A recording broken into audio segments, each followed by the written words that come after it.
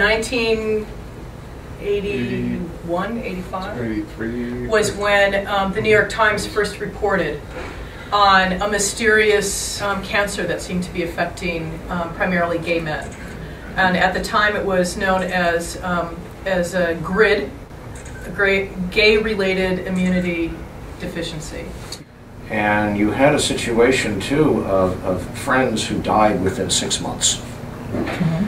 And one of the things that is a real hole in our system right now is that if you're trying to collect a history, particularly in places like Los Angeles, San Francisco, New York, Washington, D.C., about what was going on from the 70s up into that early 80s period, there are a lot of people you can't talk to.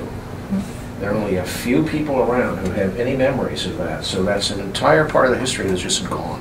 Sarah Schulman in New York has this whole view of the fact that 80,000 New Yorkers, young New Yorkers, died of AIDS in that period of time, and what that's done for American culture to have most of those people being in the creative arts and creative fields die before they were able to fully mature with their talent and their ability. That it had not only a personal terrific loss and loss for the gay community, but American culture as a whole suffers from the loss of that whole creative element that was centered in New York. Mm-hmm. How many people became positive without realizing it, of course?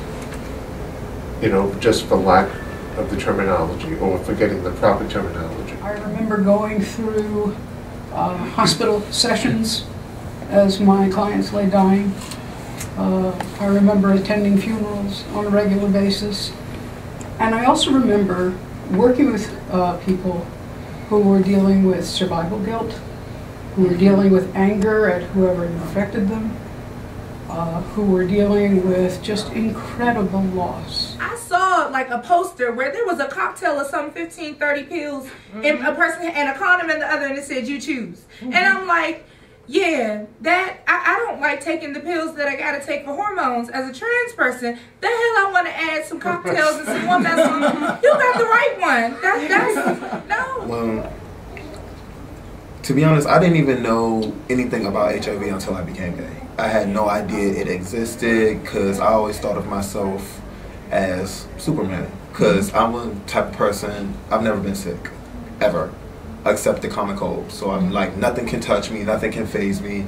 I'm gonna live forever. 88, I think it's 88, I did 17 funerals in the month of November. And when I talk about that, it got hard because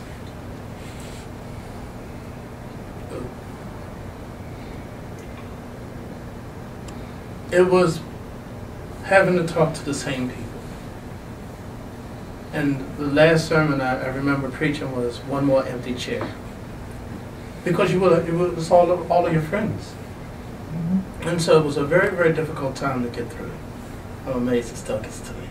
You still have a long way to go. And if you're constantly told that you're less than heterosexual people, cisgender people, then at some point that becomes internalized. And you can throw all the condoms you want to at people, but if they don't believe that their futures are worth protecting, if they don't believe that their lives are worth protecting, they're not going to use them.